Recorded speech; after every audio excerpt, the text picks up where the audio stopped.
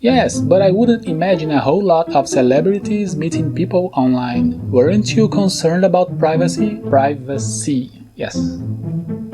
Hey there, my name is René, and in this video I want to talk about some of my favorite books which I've read in English and which helped me in learning vocabulary, grammar, slang, idioms, and so on. The first book I want to talk about is Stonehenge by Bernard Cornwell. This is the very first book I've read in English in my whole life, and it's a difficult one because the story is told through eras, through different eras. Each chapter is told in a different period of time. The first chapter takes place in the prehistoric era, and then we have the medieval era, and until you go to the 80s or 90s or something like that. And the central piece of the whole book is that monument in England called Stonehenge. Unfortunately, I don't have this book anymore. I think I gave it to a friend a long time ago. I'm not sure. Another great book I've read is Silence of the Lambs by Thomas Harris. It has an amazing plot and very good detective vocabulary, and in my humble opinion the book is so much better than the movie because there are more details and everything is told more thoroughly.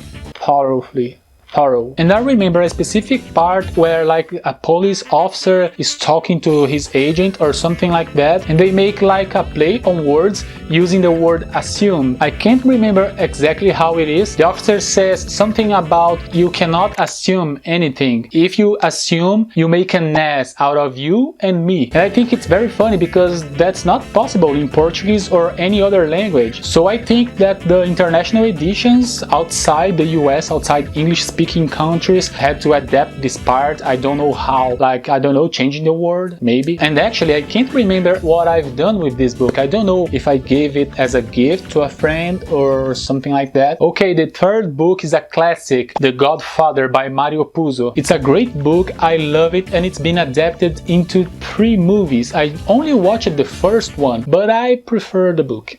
This book tells the story of Don Corleone, who is the Italian mafia boss, and how he became the leader of the gang, and yes, and that kind of stuff. I've learned so much with this book because there are a lot of idioms and slang in it. This one I do remember I gave to a friend as a present. I've never been the kind of person who collects books. I think that knowledge must be passed on, but I do have some special ones with me. The next one is Emily the Strange, written by Rob Redger with illustration by Buzz Parker. I simply love this character, Emily, because she's young, she's smart, she's dark. I think that because I see my younger self on her, like kind of rebel, kind of trying to do your own things, you know. Emily just wants to do her own things and don't be bothered by anyone. I first met Emily through comics, and later I found that she's on so many different products like badges, games, and books. I have 4 Emily the Strange books, each one with its individual story, but they are all connected somehow. I like this kind of teenage story, and the drawings are amazing, and I like the gloomy atmosphere. I've been always a fan of dark environments like the Addams Family, for instance. So if you are learning English and want to practice reading, I recommend these books, because if you like dark stories, teenage stuff, this kind of things.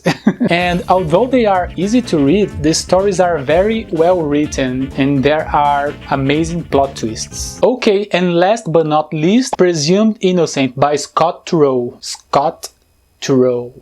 I think it's right. I hope so. I'm still reading this one actually, and I liked it so far. I've always been a fan of detective stories, but this one is very difficult because there are so many police and trial vocab, you know, like prosecution attorney, defense attorney, subpoena. What the hell with this word subpoena? So different. I would never have guessed how to say it correctly, you know.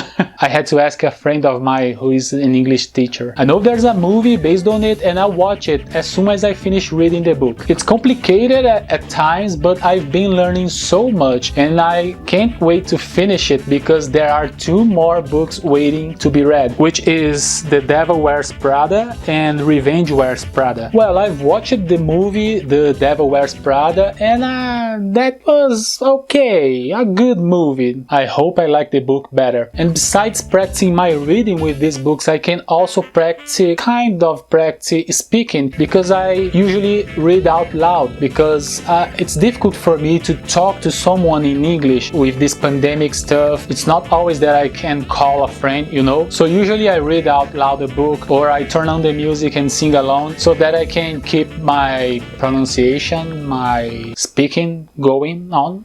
Well, if you have any book recommendations, please leave a comment below. If you like this video, hit the like button and don't forget to subscribe and turn the notification bell on. Well, so I guess that's it. Take care and see ya!